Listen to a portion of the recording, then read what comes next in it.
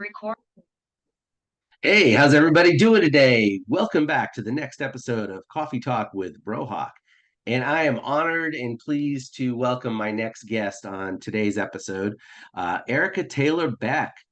Erika, how you doing today? Hi, Mark. I'm doing really well. Thanks for having me today.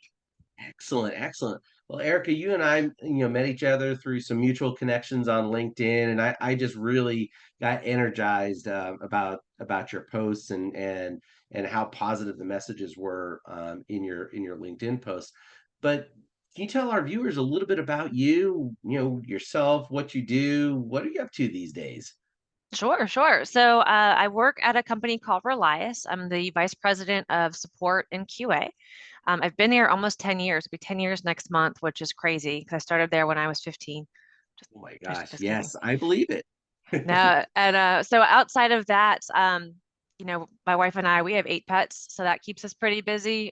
Working on doing some coffee chats through LinkedIn. I turned 40 this year, so trying to do a 40 coffee chats before I turn 40, doing some other kind of end of year, end of the 39th year activities, donations type things. So just trying to keep things fresh a little bit. One of my friends, I used to work for him a few years ago. When he turned 50, um, he stood out and for an hour, he stood outside of a I think it was a Starbucks or something, and bought 50 people their Starbucks. How awesome. And it's just a way for him to give back. Something that he found value in.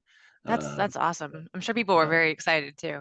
Oh yeah, yeah, yeah, and he's one of these guys that just enjoys giving back as much as he's been blessed to receive over the years. So Oh, I so love it. I love that a yeah. lot. Hey, if that's another idea, you want to go buy 40 people coffee for your 40th birthday. Hey, it's all Well, good. something similar. So doing 39 kind of donations before the end of my 39th year. So trying to find Nice. folks who are going through some hard times or a lot of layoffs recently. So some folks that might need just a little bit of extra cash or different kind of organizations, a lot of animal rescues and ACLU veterans groups, things to help kind of give back to those different communities. So took some feedback from folks around which are some good organizations to donate to and trying to work through that as well before the end of May.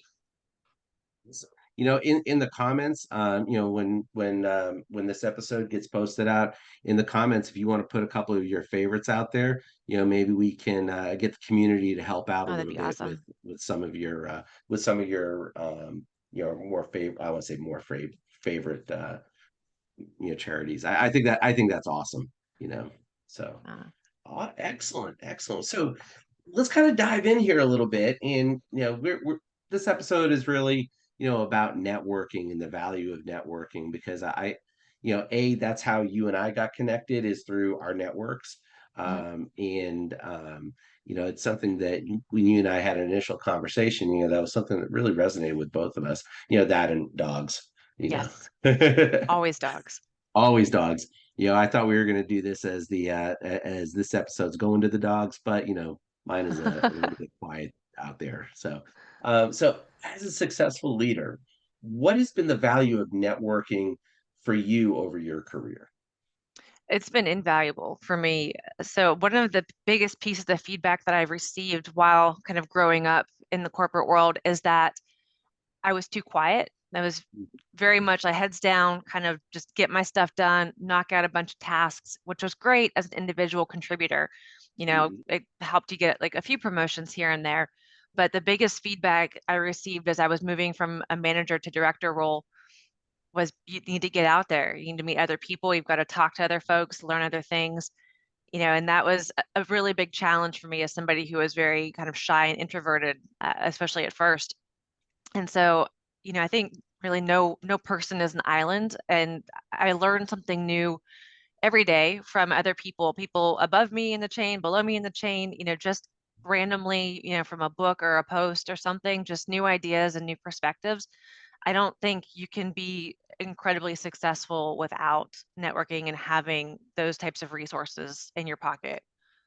Yeah, I would agree. I mean, especially you can learn a lot from above you, but if you don't have your ear to what's actually occurring, Yeah, on your front lines, and understanding where your bench strength is, as well. I mean, you're missing opportunities, and you're missing opportunities to give back, to your teams as well. I love that, two-way listening. Um, absolutely. so, how do you see networking opportunities changing for people, um, post-pandemic, versus pre-pandemic? Do you see people getting out there more or less, or I think it's, I don't want to say more or less, but differently. So yeah, the way I viewed it before was awful. I really, when people are like, you need to network, it sounds terrible. And I always pictured a bunch of people in a stuffy room wearing like suits and, corporate mhm, clothing and just talking about, stock markets and, business stuff. And it just felt inauthentic and uncomfortable.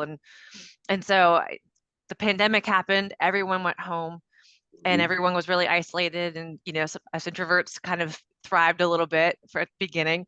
But I Yes, think as things kind of shifted, people are getting back out there. They're excited to see folks again and have those connections. But I think that networking to me no longer is getting out and seeing people maybe in a room at a conference. It is this, oh, hey, I know somebody that does what you're looking for. Let me get you connected. Or I know somebody who loves this too. Like you should meet, things yes, along those lines where you just find connections and hey, let's just do a chat. And so it could be something as simple as a Zoom call with a coworker or a stranger, but that's networking. Like I'm wearing a hoodie right now and like, it's yeah. networking.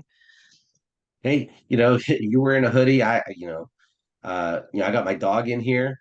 On in a business call, this would never have occurred, 5 years No, ago. no. It would have had uh, a different feeling back then, for Yeah. sure.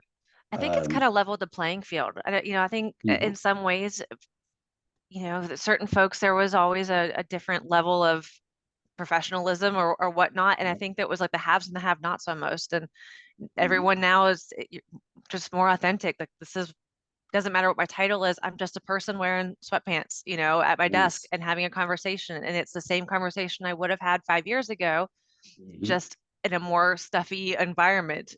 So now I think it has really made things easier for folks to connect and get involved and feel like they're not outside of that circle anymore.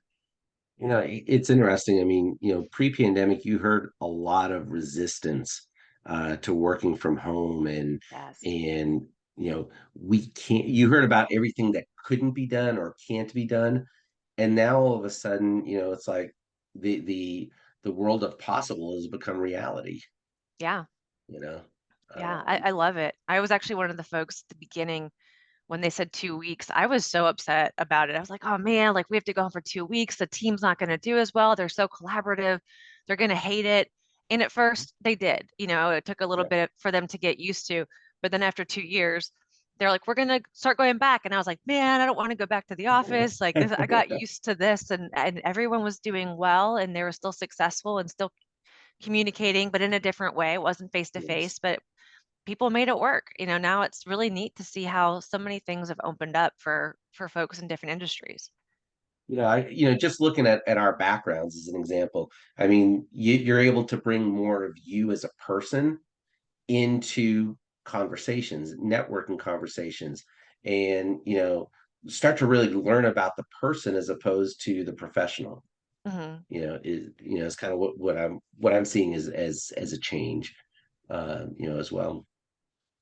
So as people look at where they are in their career, um, what would be your top recommendations for professionals who, kind of like as you described, you may have been a little bit more hesitant to get out there, Yeah. from a networking perspective. I know, honestly, 15 years ago, I was really hesitant about putting myself out there. Um, but then my role changed, and I kind of had to, force myself to be uncomfortable. Yes. In those, at that time. But from a networking perspective, what are some recommendations that you might have for folks that may be a little bit more hesitant still?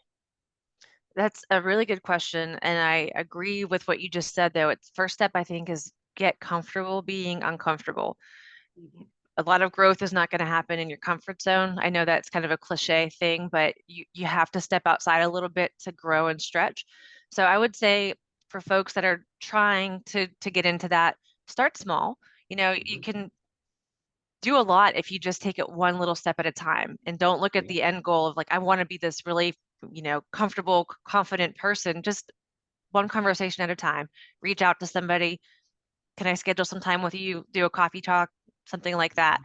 Or if it's in person, can we just maybe meet for lunch today? And I have a couple questions.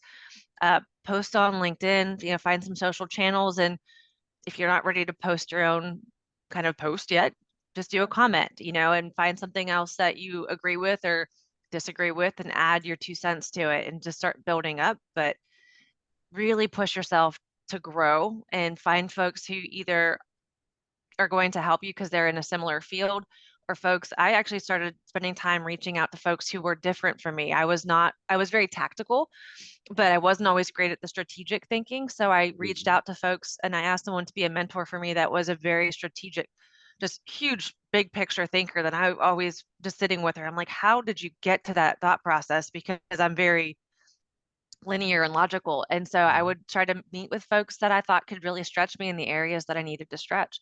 So I would just say baby steps. Yeah, I love that baby steps. The other thing that kind of resonated with me, it was a conversation also that I had with my wife last night about my daughter, and you know, and it was around allowing her to find her voice, Yeah. you know, and where her, when she was getting frustrated, back up and allow her to use her voice. And I think that because then she's going to get more confident in speaking and in saying what's the matter, et cetera, et cetera. And I kind of view networking as you were describing some of the best practices, some of your top recommendations, um, getting out there and making comments and have confidence. That your voice matters, Yeah. you know? It's hard though. It is really hard at first, Mhm. especially I love first of all that you and your wife are doing that with Bella because I think that's Mm. fantastic to want to support her and talk through it, get it out there. A lot of folks grow up stifling their emotions or their thoughts depending on, the scenarios, and it makes it harder and harder to go into the corporate world and speak your mind and feel confident in a room of people. And I think, I don't want to say everybody, but I would say a majority of folks experience imposter syndrome at one point or another. Yeah. I have nothing to add to this conversation. They've been doing this for 20 years longer than I have. Like, I can't teach them anything new that they don't already know. This is Yeah. going to sound stupid. And so you start talking in your head about all the things that you're worried about, or you go into with something I used to do, still do, is go into a conversation and like practice it in your head, how's this going to go and how do I want to say this? And, you go through this routine and it's so uncomfortable because then it just doesn't feel genuine in the moment because you've like rehearsed it in the mirror the whole time. So I think being comfortable speaking up and having folks, give you that space, but also to challenge and question things so that you have a dialogue gives a really good leg up for adulthood. And so I think that's fantastic that you're doing that because it's hard to get the confidence to just throw yourself into something for most people. Some folks are just naturally great at it or they fake it till they make it, but they come out and you're Uh-huh. like, wow. And others, you just kind of like I said, those baby steps, but just it's a confident baby step. Yes. And I mean, I tell people I'm an introvert and they just laugh at me. I'm like, no, no, really, No, you I'm can an be introvert. social and an Yeah. introvert. Yes. You find one or two people when you're out networking that you may have some relatability with, you know. And I think that's important too, is, don't try and own the room, own yourself, Hmm. you know, That's great. is a big part of networking effectively or networking within your lane, Yeah. so to speak. I mean, some of the folks that I have on these episodes of Coffee Talk, I mean, professionally, y'all have me beat in a lot of areas. Some of your experiences that you're working on. currently in today's contact center versus, stuff that I may have done, 5, 6 years ago. And so, I really look up to folks like you, Erica, that, can teach me something that is going on in today's contact center that, I was like, oh man, I never realized you could, there were tools out there that could do that or things like that. So, um, I think that's the other, and you brought this up a little bit ago was being able to stretch yourself by networking with people that may have a different lens that they're seeing things through Mhm. than you. So, Yeah. yeah. I mean, I think if you surround yourself with folks who think a lot like you, we talk about diversity a lot nowadays. And so not even Mhm. just physical, but cognitive diversity. If Yep. everyone thinks the same, it's redundant. I want somebody who's going to ask a different question, think of it a different Yes. way. And, that the confirmation bias, like you never think that you're wrong if everyone around you is yesing you all the time. So I want somebody to tell me like, I'm not sure about that. And I want to be able to say that to someone else, like, well, I see where you're coming from, but, and I think by, meeting other folks who are outside of maybe your comfort zone or just maybe out of your skill set, it's a really good way to learn different perspectives and have those conversations. And it's also okay. I think people get really nervous. When I say people, I mean Erica. When Erica gets really nervous, when I feel like I've done something wrong or I said the wrong thing in a conversation. And so I think there's a Hmm. lot of pressure to be perfect when you go into networking and you Yeah. want to come off and just, say this wonderful, poignant thing that people are like, wow, that was a gem, and you might not have those. I trip up over my words sometimes. I say stupid things and you just roll with it because it's life. And I think if you can Yes. kind of get past that need for perfection, it just helps people to connect so much faster because you're like, you know what, that was silly, but I really like you because, I thought that was kind of neat that you just did that. So I think authenticity is a huge part of it that we leave at the door sometimes in an Hmm. effort to come off as a perfection, perfect expert. And it's like, nah, just a person, just Yeah. fumbling through the day like everyone else. Oh man.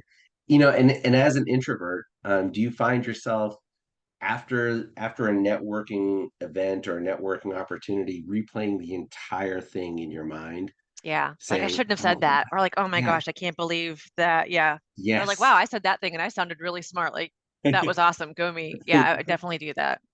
And yeah, at my advanced age, it's like, oh man, what did I say that people liked? Oh man, oh, I can't remember now. So, you but um, no, that I think you got some great recommendations there, and I think all of it will really resonate with folks because especially the Gen Zers, the millennials,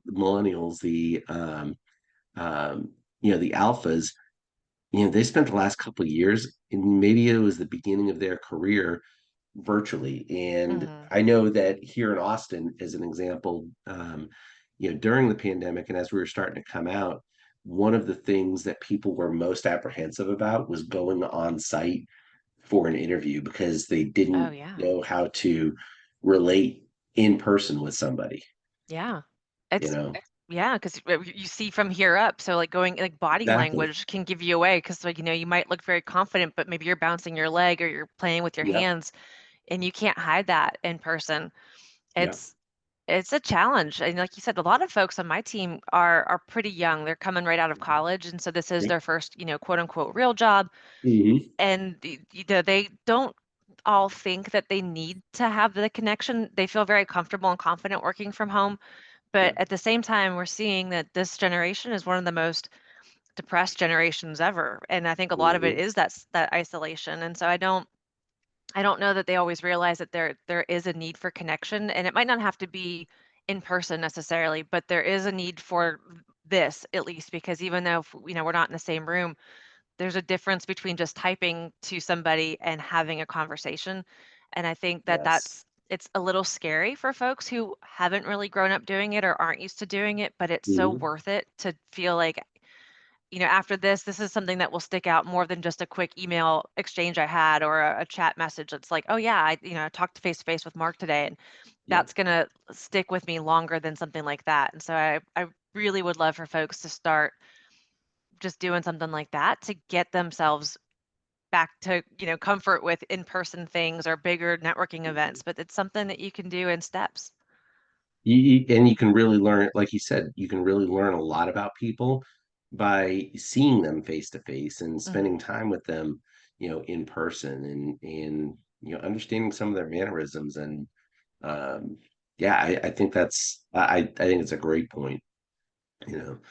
Um, so that's a great segue into, this last question I have for you, and it's really about professional development, especially with folks that are, who people who we may see as up and comers or just need a little bit extra to develop professionally in whatever way, shape, or form.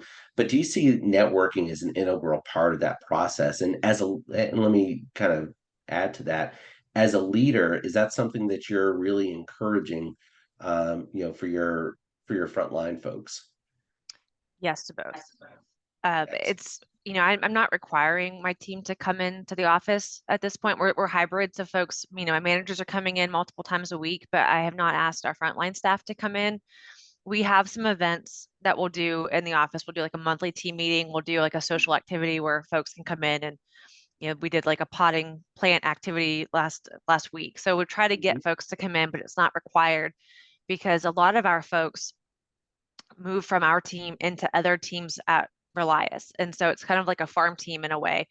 And it's so much easier to move into those roles when people know who you are. They've seen you, they've heard your name, there's an interaction there. So it's Mhm. it's not required, so to speak. I don't think you have to do it, but I think it really gives folks a boost when they put themselves out there a little bit because it just shows that you're willing to put yourself in a new situation, maybe an uncomfortable situation. You're trying to grow. So I think, I strongly encourage it, but I do think just in general, like networking and meeting other folks and learning from other people, like I mentioned earlier, you learn so much that you take little pieces for other people. Like, I love this. I love that they do that. I don't like this part so much. I'm not going to do that piece, but you take it and you make it your own. And then that's how you kind of create your own style, whether it's as a leader or just a person, but you can pick and choose, but you can't do that if you're not getting that exposure. Yeah. Yeah. I love that. I love that. And the fact that you don't mandate it, but encourage it, um, really allows people um, to go at their own speed. Hmm. you know and that's so important. I think anytime that you mandate something, then you have that hostage mentality, Yeah. and that can increase your turnover rate, obviously decrease retention because people are not wanting to work for someone or work with people that are not listening to them, Right. um, that don't care about them as an individual, even though they may just be killing it, from job performance, but they're going to look, because I don't like the way this person makes me feel, Right. you know. No, I think Um, it's huge. Like I said, I think as soon as you start to require something or mandate it, people automatically rebel just out of defensiveness. yeah. It's even like a home thing. If I'm about to vacuum and like when your mom's like, you need to go vacuum, like suddenly I don't want to do it. I was about to do it and you told me I had to do it and now I don't want to do it anymore. There's just a Yes. stubbornness factor in there too. But I think, we try to do some events still that are virtual. So folks who don't feel comfortable coming in yet can build up some like, okay, I've met our management team. I've met some of my peers. We've Mhm. even created a welcoming committee. So folks, if it's their first time in the office, we'll meet you down by the elevator and we'll give you a quick tour to where everyone's sitting. And, we've offered to do kind of drive by meet and greets with folks like, oh, if you're interested in this department, let us know when you're here and we'll do a quick walkthrough and see who's down there and introduce you to some folks. So we're trying to encourage them to come in, like you said, at their speed, but make it worth their while. Because if they're like, I'm coming into the office to do a Zoom call all day or to just be on the phone all day, I could do that from home with no commute, can wear, soft pants with my dog, or I go into the office in real pants, no dog, and I'm just Uh, doing the same thing in a different location. If we try to make that more worth their time. Like, hey, if you come in, we're going to have you get some networking. We're going to spend some quality time together. You'll spend time with your management team. You'll meet your friends and your peers, yes. free food, free coffee, things like that. So we're trying to give it some more enticing factors of why you should come in versus just staying home. Now, as a dog person, do you allow them to bring their dogs in with them? We're not allowed. I would in a Uh, heartbeat, but we have a lot of folks who are animal folks, but I think the owners mhm. of our building don't permit any pets, which is a heartbreaking fact for me. But Yeah. Well, you just gonna have to find a new building. I have to find a new job. I just have to quit now. Unfortunately, I got to Oh no, find no, a new stay. job. Yeah, stay with the company, but just find a new building to work in. Uh, Yeah, I think we signed a contract. We're there for a while with a lease. ah, it's all good. It's okay. I've got plenty of Hey, pets at home. I'll get my there you fix go. here. Hey, even dog parents need a break from their furry friends every now and then. It is nice So occasionally. yes, yes, yes. Well, we're got to the point of the conversation where I call it the speed round, Erica. Ooh. So yeah, this is drum roll. Da, da, da, da, da. Da. So what fun fact about Erica would people be most surprised to learn about you? I always do so poorly with fun facts. I would say the fact that people have been the most surprised about is that I have never used an airplane bathroom or toilet. I've been to China, I've been to Uh, Europe and California from, the East Coast. Long flights, I absolutely refuse to use a toilet on an airplane. I I I do not disagree with you on that. They, they can be some nasty places. It's a lot. There's just too many people sitting right outside. I don't feel like there's a lot Yes. of privacy happening there. And yeah, I love that. I love that. It's funny. I'll give a little side note here. Um, I have a family member that refuses to use public restrooms, period. Oh, wow. Yeah.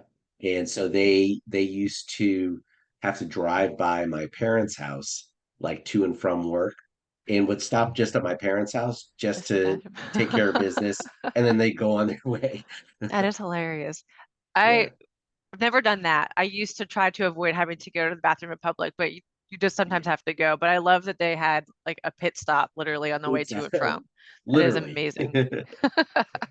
It's just one of those funny, quirky things.